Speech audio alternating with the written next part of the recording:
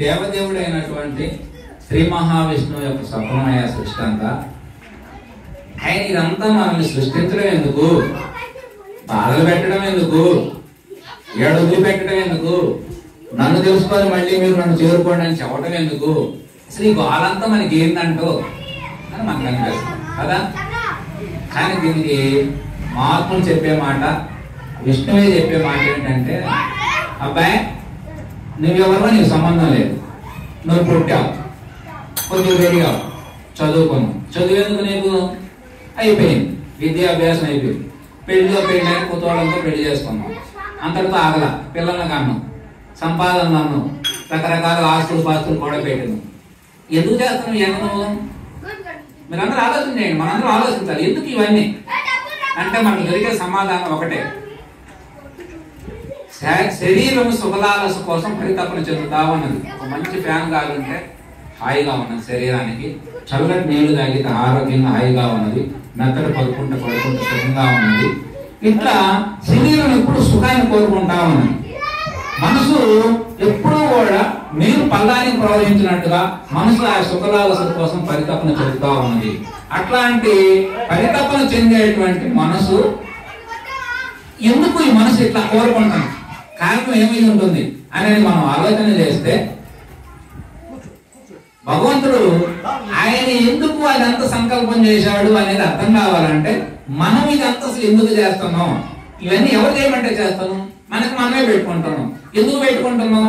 అసలు నీవు ఎట్లా జన్మించావో నీ జన్మకు నీకు కారణం తెలియదు, నీ మరణం నీ చేతుల్లో లేదు, జననం నీ చేతుల్లో లేదు, మరణం నీ చేతుల్లో లేనప్పుడు నువ్వు అసలు ఈ మధ్యలో ఇవన్నీ ఎందుకు పెట్టుకుంటున్నాం మనం అనేది మనం టోటల్ గా ఆలోచిస్తే మనకు తెలిసేది ఏమిటంటే, ఇదంతా కూడా మేము ఆనందం కోసమే మేము ఈ కార్యక్రమాలన్నీ పెట్టుకున్నాం అయ్యా. భార్య, పిల్లలు, ఇల్లు, వాకిలి బాగుంటదండి, బాగా సంతోషంగా ఉంటది, హాయిగా ఉంటది, ఏకమత్యంగా ఉంటాం, ప్రేమగా ఉంటాం అంటే వీటన్నిటి మూలం ఏమిటంటే ఆనందం. ఆనందం అనే పదానికి అర్థం ఏమిటంటే అమ్మ, ఆనందానికి ఆపోజిట్ పదం ఉండదు. ఇప్పుడు సుఖం ఉందనుకోండి, దుఃఖం ఉంటుంది. సంతోషం ఉంటే దుఃఖం ఉంటది, సుఖం ఉంటే బాధ ఉంటది. కానీ ఆనందం అంటే సుఖము దుఃఖము ఈ రెండు కలిపితే ఆనందం. ఆ ఆనందానికి సచ్చిదానందం అని, చిన్మయానందం అని, తన్మయానందం అని, బ్రహ్మానందం అని, ఇట్లా అనేక రకమైనటువంటి ఆనందానికి అనేక రకమైన పేర్లు ఉన్నాయి. అట్లాంటి ఆనందం మనందరికి టోటల్ గా మన జీవితం వస్తుంది. ఎందుకు ఈ జీవితం అనేది మనం ప్రశ్న వేస్తే మనకు తెలియదు ఏమిటంటే, హాయిగా ఆనందం అయ్యా, అంతే ఆనందం, రెండో మాట లేదు, ఆనందపడదు అంతే జీవితం. నువ్వు వస్తా తీసుకొచ్చింది కానీ, పోయేటప్పుడు తీసుకుపోయేది కానీ, పోయిన వాడు తిరిగి వచ్చింది కానీ ఎక్కడ దాఖలాలు ఉన్నాయా? లేవు. కానీ మరి ఇవన్నీ ఎందుకు చేస్తున్నాం? ఆనందం. మనం ఏదైతే ఆనందం అనుకొని చేస్తున్నామో ఆ యొక్క శ్రీమన్నారాయణమూర్తి దేవదేవుడు అయినటువంటి ఆయన యొక్క స్వప్నంలో ఇదంతా కూడా ఆయన ఆనంద క్రీడ అంతే. ఆయన క్రీడ, ఆయన ఆడిస్తున్నాడు, మనం ఆడుతున్నాం, మనకు అసలు సంబంధమే లేదు ఈ ఆట. ఎందుకంటే మనం ఎవరో మనకు తెలియదు, మనం ఎలా వచ్చామో తెలియదు, ఎప్పుడు వెళ్తామో తెలియదు, అసలు మనకి ఏమీ తెలియనప్పుడు ఇదంతా నిజమైన భ్రమ. చూడండి ఎంత గొప్పగా ఉంటది భ్రమ. భ్రమ అనేది చూడండి, ఈయన భార్య అని, ఆయన భర్త అని, పిల్లలని ఎప్పుడు కలిశారు వీళ్ళందరూ? సృష్టి కొన్ని వేల కోట్ల సంవత్సరాల క్రితం ప్రారంభమైంది. ఎప్పుడు ప్రారంభమైంది ఎవరో తెలియదు. కానీ ఎన్ని జీవులు పుట్టినాయి, ఎన్ని జీవులు మరణించినాయి, అన్ని పోయింది. మన కళ్ళ ముందు మనం చూస్తా ఉంటాం. ఈ గ్రామం ఒక 50 సంవత్సరాలు వెనకపోతే అప్పుడు ఉన్నవాళ్ళు ఎవరు ఇప్పుడు లేరు. మనం ఒక 50 ఏళ్ళ తర్వాత కూర్చొని 7 వాళ్ళు ఎప్పుడు ఉన్నాం. కానీ ఎంత నిజమైన భ్రమ అనేది మనం అంత కలగజేస్తా ఉంటదయ్యా. అందుకే దీన్ని విష్ణు మాయ అని పేరు పెట్టారు. మాయ అనే మాట కానీ విష్ణుమూర్తికే చెందింది. విష్ణువు యొక్క మాయ, ఈ యొక్క మాయా సృష్టి ఇదంతా అని నేను చెప్పినప్పుడు భగవద్గీతలో శ్రీకృష్ణ భగవానుడు చెప్పిన మాట ఏమిటంటే, ఇదంతా నా మాయ అతిక్రమం రాని అర్జున, కానీ నన్ను ఎవరైతే శరణ వేడతారో ఆ మాయ దాటడం సులభ సాధ్యం అని చెప్పారు. దానికి ఎట్లా సులభ సాధ్యం అంటే, దానికి విద్యా ప్రకాశానందగిరి స్వాముల వారు అని చెప్పి ఆయన ఒక సుఖబ్రహ్మాశ్రమం పెట్టి గొప్ప గురువు గారు.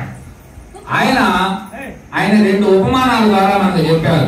ఒక చేపల జాలరి నిలబడతాడు, నీళ్ళలో నిలబడి వాళ్ళు విసిరినప్పుడు దూరం ఉన్న చేపలన్నీ వలలో చిక్కుంటాయి. కానీ కొన్ని చేపలు ఆయన కాళ్ళ దగ్గర బీగుతా ఉంటాయి, కానీ ఆ చేపలు మాత్రం వలలో పడతాయి కదా. అలాగే మీ అందరూ విసురాళ్ళు ఉంటే మీరందరూ విసురుతా ఉంటారు. ఆయన చెప్పిన ఉపమానం చెప్తాం. మహాత్ముడు ఎందుకంటే చాలా గొప్పవాడు, ఆయన గొప్పగా గ్రంథాలు రాశారు. ఆయన పేరు మీద ఆయన ఉపమానాలు చెప్పాలి. ఆయన మనం ఇసురాయి విసురుతా ఉంటాం. ఇసురాయి మధ్యలో బొడ్డు ఉంటుంది. బొడ్డు దగ్గర 4 విత్తనాలు చుట్టూ అడ్డు పెట్టుకొని ఉంటాయి. నువ్వు ఎంతసేపు విసిరినా దాని చుట్టూ ఉన్నటువంటి విత్తనం మాత్రం నగదు, చుట్టూ ఉన్నాయి మాత్రం నలిగిపోతుంది. అందుకనే మహాత్ములు చెప్పే మాట, ఎవరైతే భగవంతుడిని పట్టుకుంటారో, ఎవరైతే శ్రీకృష్ణుని ఆరాధిస్తారో, ఎవరైతే రామనామాన్ని పట్టుకుంటారో, ఎవరైతే విష్ణువుని నువ్వు తప్ప నాకు దిక్కు లేదని మొక్కుతాడో వాడికి మాత్రం మరణం లేదు, వాడికి జననం లేదు, అసలు బాధలే లేవు, అన్ని బాధలు ఆయన తీరుస్తానని చక్కగా మనకి మాట ఇచ్చారు. అంత గొప్ప తత్వం మనలో సృష్టి గురించి ఇన్ని రహస్యాలు ఉన్నాయి. ఇక ఇన్ని రకాలుగా మనకు వాగ్దానాలు చేసి మహాత్ములు ఎంతో మంది ఎన్నో గ్రంథాల ద్వారా మనకి ఇవన్నీ ఇవ్వడం జరిగింది. అట్లా ఎవరైతే శరణ వేడితే చక్కగా జరుగుతుంది.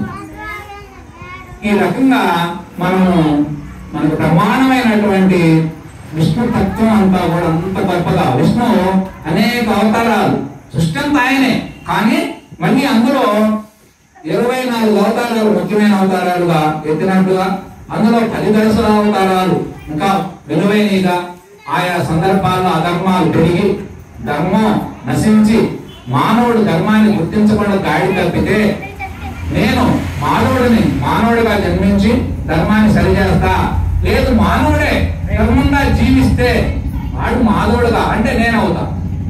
నువ్వు సక్రమంగా జీవిస్తే నేను రావాల్సిన పని లేదు, నీవు నా పేరు మీద కీర్తింపబడవచ్చు.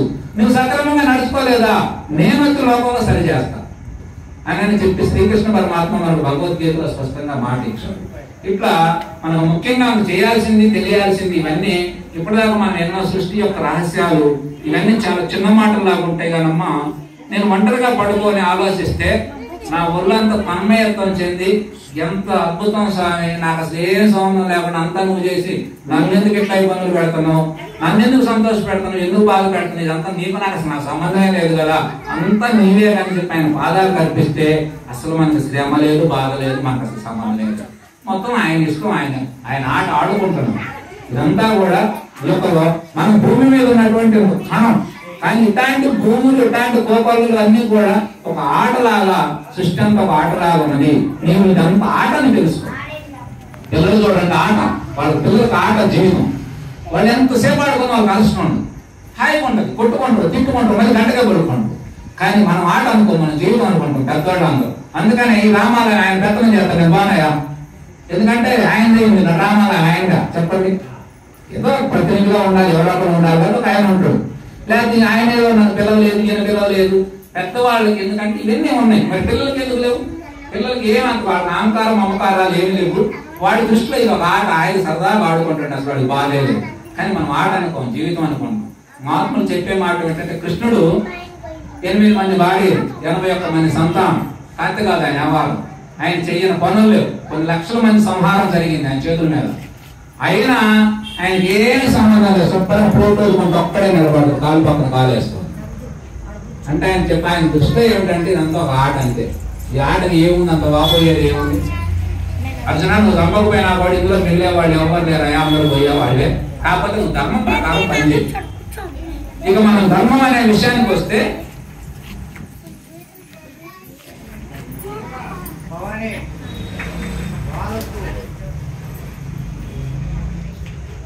ధర్మం మానవ జన్మ ఏమిటంటే, మహాత్ములు మనకు చెప్పే మాట, శాస్త్రాలను మనకు చెప్పేది మానవ జన్మ. ఇందాక మనం చెప్పుకున్నాం, చాలా విలువైనదయ్యా. 84 లక్షల్లో విలువైన జన్మ, కడపటి జన్మ. విలువైనదే కాదు, కడపటి జన్మ అంటే ఏమిటి? మా పిల్లలు మీరు కాసేపు సైలెంట్గా ఉండాలరా, మంచి విషయాలు నేను అనాలి. కడపటి జన్మ మానవ జన్మ, విలువైన జన్మ. ఇతర మతాలు చెప్పేది ఏమిటంటే మానవ జన్మ పాపి, మానవుడు పాపి. కానీ మన మతం చెప్పేది ఏమిటంటే అమృత స్వరూపం. దేహం అనేది, మానవ దేహం అనేది ఒక అమృత స్వరూపం. ఎట్లా అమృత స్వరూపం? మనకి 84 లక్షల జీవరాశులు పుట్టినట్టుగా మనం చెప్పుకున్నాం. కానీ అవన్నీ ఏం చేస్తాయి? మనలాగే తిండి తింటాయి, మనలాగే నిద్రపోతాయి, మనలాగే సంపర్కం చేస్తాయి, మనలాగే సంతానం అంటే అవన్నీ జీవులకు ఉన్నాయిగా. కానీ మానవులకు మాత్రమే విచక్షణ బుద్ధులు. ఇది చేయొచ్చు, ఇది చేయకూడదు, ఇది తినొచ్చు, ఇది తినకూడదు, ఇలా నడుచుకోవాలి అనేది మానవుడికి మాత్రమే తెలుసు, మిగతా ఏ జీవికి తెలియదు. అందుకే మానవుడికి ప్రతి సృష్టి చేస్తాడు. మానవుడు అన్ని జీవుల మీద ఆధిపత్యం చేస్తాడా లేదా? అన్ని మన ఆధీనంలోనే అన్ని జీవులు ఉంటున్నాయా లేవా? అంత మానవ మేధస్సు అంత గొప్పది. సృష్టి విషయాలు మొత్తం తను తెలుసుకోగలడు, తన గురించి మాత్రం తాను తెలుసుకోగలడు, దైవం గురించి తెలుసుకోగలడు, సర్వభూమండలాలు తెలుసుకోగలడు, ఇవన్నీ తెలుసుకోగలడు మానవుడు మాత్రమే. ఇతను ఏ జీవికి అవకాశం లేదు. అందుకని మానవ జన్మ అనేది విలువైనదయ్యా. వచ్చిన జన్మని నువ్వు దాన్ని సార్థకం చేసుకో. దాన్ని సార్థకం చేసుకోవాలంటే ముఖ్యంగా చతుర్వేద పురుషార్థమైనటువంటి ధర్మార్థ కామ మోక్షాలను నువ్వు సాధించాలి. అంటే ఏమిటి? ధర్మంగా జీవిస్తూ, అర్థకామాలంటే అర్థం అంటే ఏమిటి? ధనము, భూమి, ఇట్లా అనేక రకమైనటువంటి నువ్వు సంపాదిస్తూ, కామం అంటే మంచి కోరికలన్నీ తీర్చుకుంటూ, నీ కోరికలన్నీ దైవం వైపు మలుపుతూ నీవు మోక్ష జ్ఞానాన్ని పొందాలి. మోక్షం అంటే ఏమిటి? ఇది ఎక్కడ ప్రపంచంలో ఎక్కడా తెలియదు. రహస్యం మనకు మాత్రమే తెలిసినటువంటి రహస్యం. మోక్షం అంటే ఏమిటంటే విడుదల. మోక్షం అంటే బంధ విముక్తులు కావాలి. ఇప్పుడు మన జీవి ఎట్లా ఉన్నది? దేహంలో బంధింపబడింది, అన్ని బంధాల్లో చిక్కుకొని ఉన్నది, అన్ని నేననే భ్రమల్లో ఉన్నది. ఈ భ్రమలన్నింటినీ వదిలించి చూడు, ఎంత గొప్ప పండుగో తెలిసిద్ది అని చెప్పి ఆ విధంగా ఇది బతికొండగానే జీవన్ముక్తులు కావాలి. అసలు దేహం ముక్తైన తర్వాత, దేహం అయిపోయిన తర్వాత ఈ జీవి ఏదైతే నువ్వు పరితపిస్తా ఉంటే అది వైకుంఠం. విష్ణుమూర్తి యొక్క ఆరాధన అయితే వైకుంఠానికి, శివారాధన అయితే కైలాసానికి, మరి ఇట్లా చేరడానికి ఆస్కారం ఉన్నదయ్యా. నీకు పైగా జన్మలు మళ్ళీ రావాల్సిన అవసరం లేకుండా కూడా జన్మరాహిత్యం చేసుకోవచ్చు, చెయ్యాలి. ఆత్మ అంటే దానికి ఏం చేయాలి? ఆత్మజ్ఞానం పొందాలి. మానవ జన్మ వచ్చినది ఏమిటంటే ఆత్మజ్ఞానం పొందాలయ్యా. ఆత్మజ్ఞానం అనేది అర్థం కానప్పుడు భక్తి అనే దాన్ని మనకు మొట్టమొదటి భక్తిని పెట్టారు. భక్తి మనకు అర్థం కావాలంటే ఏం చేయాలి? మీరు భక్తి ఉంది, ఇవాళ రామాలయం లేదు, మనం భక్తి చేయగలమా? చేయలేము. రామాలయం మనం ఎందుకు పెట్టుకున్నాము? రామాలయం అనేది మనకి సృష్టి ఆదిలో దేవాలయాలు ఉన్నాయా? లేవు. మరి తర్వాత ఎట్లా వచ్చినాయి? కొంతమంది మహాత్ములు, రాములు లాంటి గొప్ప వీరులు జన్మించి మానవ లోకంలో ఎట్లా బ్రతకాలి, మన జీవన విధానం ఎవరెవరు చెప్పాలి. ఇప్పుడు అత్త చెప్తే కోడలు చెప్తే ఇంకొక కింద మనవరాలు వాళ్ళతో మనం నేర్చుకుంటాం. మనకు ఒకప్పుడు ఈ బట్టలు ఇవన్నీ మనం కట్టుకున్నామా? లేవుగా. కానీ తర్వాత కాలక్రమంలో అన్ని పరంపరగా నడుస్తా ఉన్నాయి. అట్లా రాముడు మానవుడు అన్నాదమ్ములు ఎలా ఉండాలి, భార్యాభర్తలు అంటే ఎట్లా ఉండాలి, తల్లి కొడుకులు ఎలా ఉండాలి, ఆస్తులకే కొడుకులు వారసులా, అప్పులైతే వారసులు కాదా, తండ్రి మాటిస్తే దాన్ని నిలబెట్టాల్సిన అవసరం కొడుకున్నదా లేదా? ఉన్నదిగా. అందుకనే రాముడు దశరథుని కొడుకు కాబట్టే, పెద్ద కొడుకుగా ఉండబట్టే, నాయనా నీవు రేపు పొద్దున్న పట్టాభిషేక్తుడు అని చెప్పి ఆయనకి అక్కడ ఉన్నటువంటి పరివారం అందరూ చెప్పారు. పెద్దలు చెప్పిన తర్వాత సరే అని మళ్ళీ సాయంత్రం వచ్చి, లేదయా నువ్వు రాజు కావట్లేదు, నువ్వు అడవులు కావాలంట, నిన్ను మీ పినతల్లి రమ్మంటున్నది అంటే నమస్కారం. రాముడు అంటే అది చెప్పినప్పుడు పొంగింది లేదు, ఇది చెప్పినప్పుడు కుంగింది లేదు. ఆయన పినతల్లికి ఇచ్చినటువంటి దశరథ మహారాజు ఇచ్చిన మాట కోసం ఆమె రాముడు ప్రేమగా పెంచేది. కానీ మందర మాట లేని చెడిపోయినది అంటే మీరు ఆలోచన చేయండి. ఎందుకు కథలన్నీ ఎందుకు చెబుతున్నంటే అవి వాళ్ళకి జరిగినాయి అని కాదు, నీకైనా అదే జరిగింది. పంచదార తింటే నాకు తీయకుంటది, నీకు తీయకుంటది.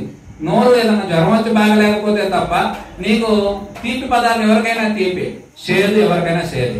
అందుకు కాబట్టి మనం ఇరుగు పొరుగు వారి మాటలు అనవసరంగా వింటే ఆ మాటల వల్ల మన కుటుంబ వ్యవస్థ దెబ్బతింటది అని చెప్పి ఆమె మాటల వల్ల మన కుటుంబం అందరూ ఒక్క మాట వల్ల అంత గొప్పగా పెంచినటువంటి కైకేయి మాత రాముడి పట్ల ద్వేషం పెరిగింది. తన కొడుకు నా కొడుకు అనే మమకారం పెరిగింది. నా భరతుడికి పట్టాభిషేకం చేయడం 14 సంవత్సరాలు తప్పులేదు, అడుగు. రాముడిని అడుగు పంపించాల్సిన బాధ్యత అసలు సంబంధం లేదు. రాముడు ఆమె కనలేదు, ఆమె పెంచలేదు, ఆమె సంబంధం. కానీ రాముడు అంటే జనాదరణ కలిగినటువంటి వాడు. అందరూ రాముడే రాజు అంటున్నారు కాబట్టి ఆయన ఉంటే ఈయన ఎక్కడ దెబ్బతింటడం, అందుకని నేను 14 సంవత్సరాలు అడుగు పంపించమని ఆజ్ఞ. అప్పుడు దశరథ మహారాజు ఏం చేసిండు? ఆయన ఏం చేయాలో అర్థం కాదు, అయోమయంలో పడి నోరు పెగలక వయసు అప్పుడు 60,000 సంవత్సరాలు ఆయన జీవించింది. ఆయన బాడీ అంతా కూడా నలిగిపోయి ముద్దలాగా అయిపోయాడు. అప్పుడు రాముడు వచ్చాడు. ఏమిటి నాన్న ఇలా ఉన్నావు, ఏమిటి తల్లి ఇలా ఉన్నావు అంటే ఆయన ఏమి చెప్పలేకపోతే అమ్మ కైకేయి మాత చెప్పింది, నాయన మీ నాన్న నాకు ఒక టైంలో 2 మాటలు కోరికలు ఇచ్చాడయా, నేను ఆ కోరికలు తీరమంటే ఆయనేమో అట్లా నిశ్శబ్దంగా పడున్నాడు. అందు కాబట్టి అది కరెక్ట్ కాదు కదా, నువ్వు సత్యవంతుడు, నువ్వు ధర్మాన్ని పాలించేవాడు, నువ్వు చెప్పు నిజం అని నా పైకి ఏమని అడిగింది. ఆయన ఏమన్నాడు, అదేందమ్మా మాట తప్పటం మంచిది కాదు కదా ఎవరైనా, అందుకని కోరికలు ఏమంటే చెప్పు నేను తీరుస్తా అంటే, ఏం లేదు నాయన భరతుడి పట్టాభిషక్తుడిది, నువ్వు 14 సంవత్సరాలు అడుగుపా. అజంతలో భాగ్యం అమ్మా, ఏముంది దానికి, నేను చేస్తే ఏమిటి, నా తమ్ముడు చేస్తే ఏమిటి. రామాయణం అమ్మా ఎంత గొప్పగుంటుందో, రామాయణం నేను అందులో పూర్ణంగా ఇప్పుడు 2 ఏళ్ళు నుంచి అందులో చదివితే కొన్ని సందర్భాల్లో కళ్ళల్లో నీళ్లు వస్తాయి, ఎంత గొప్పగుంటది రాముడు అన్నమాట. నేనైతే తమ్ముడైతే ఎవరైతే ఏముంది రాముడుగా ఉండటానికి అని నేను చెప్పి ఆయన బయలుదేరితే సీతమ్మ తల్లి, స్వామి నువ్వు పోతే నేను ఎక్కడ ఉంటా, నీ నీడనైనా నువ్వు వదిలిపెట్టగలవేమో, నేను నేను ఎట్లా వదిలిపెడతా. అందుకని మహారాజు వేసినటువంటి ఏదైతే నీ పైన ఆజ్ఞ ఉన్నదో ఆ ఆజ్ఞ నాకు కూడా చెందేదే. కారణం ఏమిటంటే మన భారతీయ తత్వంలో అన్నాదమ్ములైనా తల్లి కొడుకులైనా ఇంకొకళ్ళైనా ఆస్తి పాస్తులకి వాటికి హక్కుదారులు అవుతారేమో, కానీ భర్త పరంగా ఏమున్నా సంపూర్ణ మన భార్యకి హక్కులు ఉన్నాయి. భర్తకి ఏమన్నా అయింది అనుకోండి, ఆ భార్య సంతకం పెట్టేనే చెల్లే.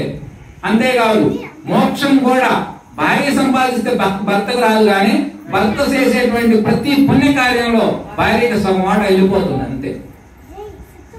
అట్లా వెళ్ళిపోతుందని మా శాస్త్రం మనకు తెలియజెప్పింది. అందుకని నువ్వు లేని చోట నేను ఎక్కడ ఉంటా స్వామి అని చెప్పి భార్య చిన్న వయసు అప్పుడే కాపురానికి వచ్చినాం. ఆయన బయలుదేరి లక్ష్మణస్వామి నువ్వు లేకపోతే నేను ఉండలేదని చెప్పి ఆయన బయలుదేరాడు. ఈ విధంగా వాళ్ళు బయలుదేరి వాళ్ళు వెళ్ళారు. వెళ్ళిన తర్వాత ఆ రకంగా మరి ఆయన అరణ్యవాసానికి చక్కగా రామచంద్ర ప్రభు వాళ్ళు అందరూ వెళ్ళారు. వెళ్ళిన తర్వాత భరతుడు వచ్చాడు. భరతుడు వచ్చిన తర్వాత తల్లి దగ్గర ముందుకు జరగడం, కొద్ది ముందుకు జరగడం, జరగండి జరగండి.